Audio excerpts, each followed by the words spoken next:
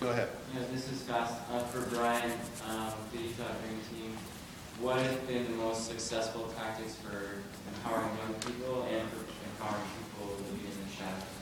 Okay. Well, one of our members was threatened by ICE because he was on his way to... Speak up, man. One of our members was on his way to Louisiana to go to Bible school. He's a pastor. His Greyhound bus was stopped, and he was, it was a checkpoint. His parents didn't know about it. His pastor didn't even contact his parents. And he was able to come back, go on bail, come back to Utah, and the media jumped. And so now there's a local national story. So locally, this boy was really known in the paper here, in media, and he's just a really big example because he came out and he's saying, listen, I am undocumented. It's okay to be undocumented. You know, I'm not afraid. If ICE is going to take me, then go for it.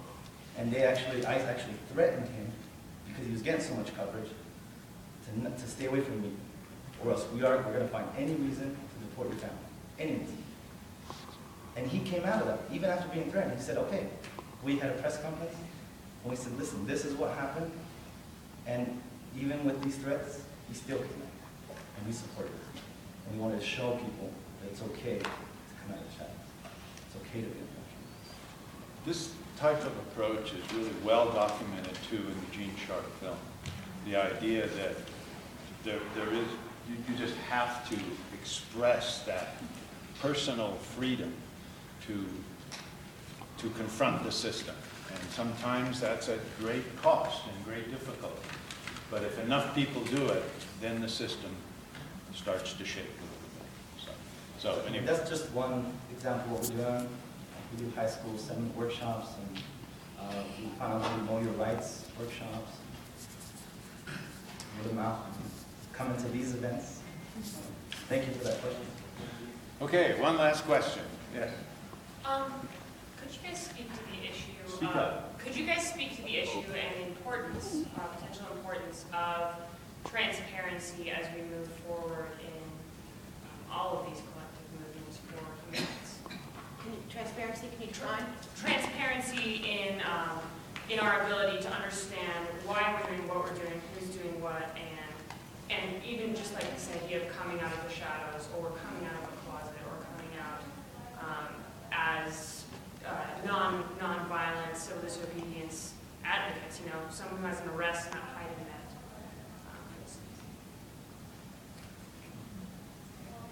As a former, my professional career has been in journalism, so I've been screaming at powerful institutions to be transparent for most of my adult life.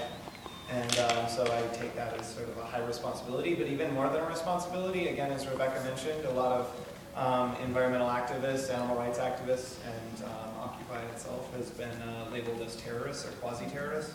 And I think the best defense against that is to know that when the facts are on your side, you talk, and you let everybody hear what you have to say.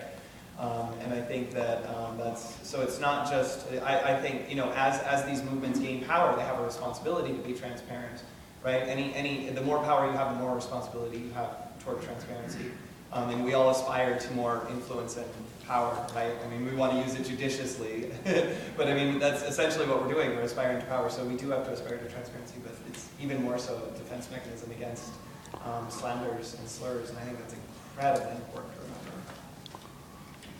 Well, and I also think the importance of transparency and it being a personal journey. A lot of people come into activism and come into this movement with the fear of being open about what we're doing, and showing that, knowing that we're in an age where we're forever, you know, phones tapped and emails read, and everything that we're doing is out there. And I think it is an important kind of coming of age that I know I had to go through, which is a very scary thing. And everybody's got their different reasons why it's a scary thing to put yourself out there, but it is important because once it does give you a sense of personal freedom, it does give you a sense of being extremely empowered, and that's the only way we're able to share stories and skills to get other activists in other parts of the country to do the work that we're doing. And there's such a lack of transparency in our history. You know, how many people in this room know that, Rebecca's going to love this, that under the 13th Amendment, slavery is still legal in this country if you're a prisoner. When I found that out, I was like, Rebecca's the one who told me, my jaw dropped. Because never in history, never in my US history classes was I taught that slavery is still okay if you're in prison. Which is what you just illustrated. Yeah. And that's like, it takes transparency of us and speaking to each other and being willing to show our vulnerabilities to be able to really look at, make our history and make the intricate kind of connections between all the injustices transparent. So I think it's a scary thing. For me, it was a very scary thing because I'm not a citizen.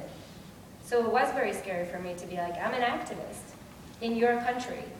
And I went through that because of Peaceful Uprising, actually. I went through that because it was a group that was committed to transparency. And it takes something out of you. And that's my reason for it, but for everybody else, there are different reasons why that's scary. Yeah, Joe, before we move on, can we get people who haven't spoken on I'd that? like to say Yeah, go something ahead. too, because in terms of transparency, I think, and you're saying that you're not a citizen, but what about citizens that are here? And when I think about an African-American person driving down the street, I have lived here 10 years, met a person recently in the last year, took her home. Every time I stop, like I'm a struggling student, right? Old car, sitting in my car, I've been profiled. So when I think about transparency, when I think about being a U.S. citizen, I don't have a record, I don't have, good citizen, law-abiding student. I think about how unhealthy it is and how it breeds all these negatives that we see. I mean, that's, again, I'm going back to the civil rights movement and all these things we fought for to lay the foundation for today so everyone can have equal rights. But the sad part is, many of us still don't have it. Many of us still don't have it. U.S. history? What do we learn in U.S. history? Lincoln freed the slave. Oh, okay, maybe then. Which one? Okay, let's see, Sarah, yeah, go I ahead. was just going to add to that. I feel like people only think this idea is scary because they feel like, we feel like we're only individuals, like just a little group of people. And I feel like a great mechanism to this is like power in numbers and building a large coalition. And I know that's really important when dealing with like controversial issues like climate change and whatnot. And like what you said, you need the kids support and that gave them the courage to come out of the darkness. And I feel like that's the most important thing, numbers and power, so we can put intent, like we can put pressure on our government to take their security responsibility. And I think we can be more visible in some of this too. When I was at Ross Romero's coming out party for declaring he was a candidate for mayor for Salt Lake County, half the people there were wearing "I may be illegal" stickers, and I wanted one too. And then we can wear other things too. People are used to wearing little bands and so forth for certain kinds of human rights. There's no reason we can't do that in a broader way, just to bring the message out, to bring visibility to all of this.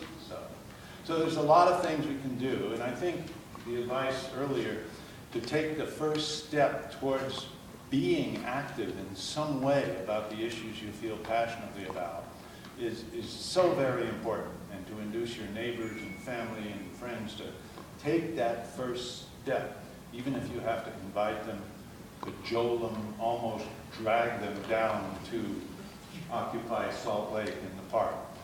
I had to do that, and it was just enlightening for my ivory tower acquaintances up at the university to see what was going on. And so we can all do that kind of thing. And there's so much joy in it. Yes, of course, yeah. So people want to be empowered. In many cases, they don't know how to empower themselves. And so you're all part of the choir. You all need to help facilitate that. I would keep an eye on the Peaceful Uprising website. They're really, really good. And the other comparable ones. We're trying to get the Leonardo more interested in this stuff since they have a human rights gallery. They will be doing something for Martin Luther King Day. And as I said earlier, we're going to try to what's the right word, spin the 4th of July and all that crazy patriotism, which is good, but into a human rights celebration and activity as well. So do what you can to bring the word out and so forth. And stay for the, if you do get yourself and take those steps and actually do protest and do some nonviolent, activism, be sure you know what you're doing. So stay for the panel, and they'll tell you what you should know about doing that kind of thing. And then also watch the Gene Sharp film. If you can't see it here, see it somewhere else, because it really puts a lot of this in And perspective. you've got to see the photos. I mean, I've taught civil rights. Exhibit, yes. Yeah, I've taught civil rights. I've seen a lot of civil rights, photos and films, and this is one of the most powerful exhibits I've ever seen. It really shows the power of people, and it's very moving. So just take some time to go down there and look at those photos. Downstairs? Yeah, one flight down. And there is a photo, Les Callan showed it to me, in the exhibit of Mario Savio of the Berkeley free speech movement, Berkeley in the 60s, and he was trained as part of the civil rights movement. If we promise to, I want to take 15 seconds each, could we just say the next time when each of our groups meet? Yes, please do. Go ahead. I'm Okay. through. I'm starting a Move to Amend group that is going to fight for a ballot initiative to pass a resolution against corporate rights and money in politics starting in January. There's not a meeting yet, but if you talk to me and give me your email, I'll let you know. We're going to have a big launch. Okay. We meet every Wednesday night at Salt Lake Community College, the West Jordan campus. But I think next year that's going to change. We're going to try to locate closer to Salt Lake, but Wednesday nights, 7 p.m. And you guys have a We website? do have a website, and It's what? SLCDreamTeam.org. Terrific. I'm at it. We meet every other Thursday, but I'm not sure when our next meeting is actually, so I think the best way is just get in contact. 15th, we're meeting December 15th. And we also meet with a lot of organizations like Net Impact and such, so it would be great to see you guys there as well. So just get in contact with one of us or anyone else here. Right. And if you contact me, I can put you in touch with them to the email man. What is, let me ask, I matter, is it picking up throughout the public school system as well as? That's actually what we're trying to work to right now. We want to educate the youth. Is our big vision right now, which we are actually setting up presentations, and we are looking to go to several high schools and colleges even, if possible, and just give like small presentations, half an hour or so, and just educate them. And yeah, I think that's the most important thing right now, is educate them on this issue of climate change. What school do you go to? I go to West Side Schools, please. Okay. Jesse? Occupy Salt Lake meets a lot. We'll Yeah. meet, we'll meet next tomorrow at 4 p.m. at One World Cafe, 40 South, 300 East. We'll also be doing a training at noon, 5.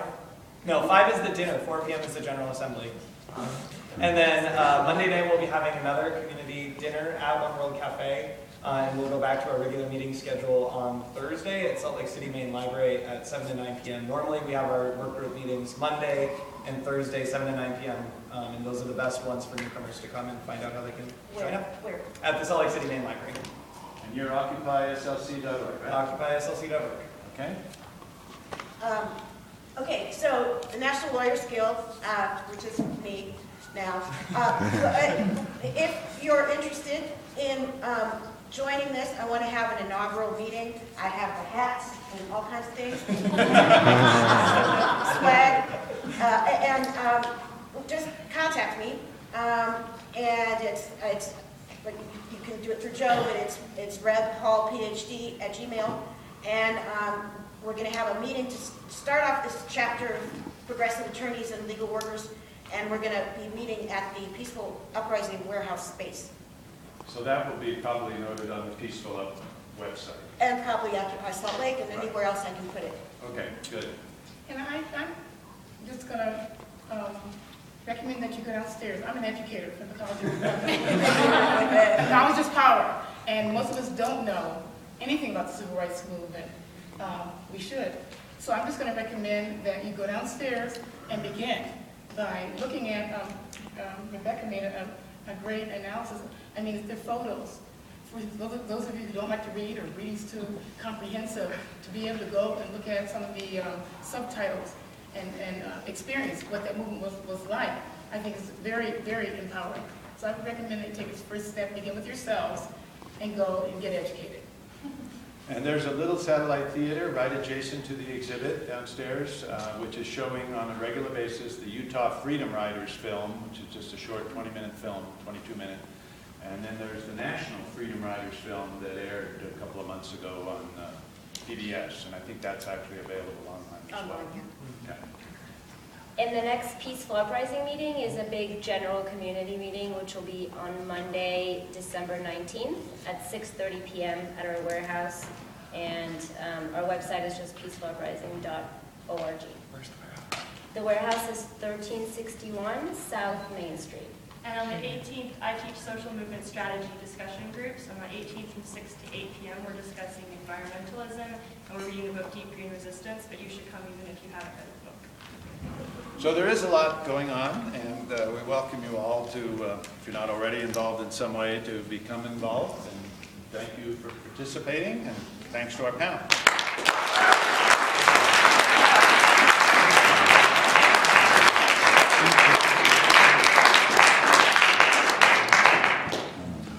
And so there will be a workshop convened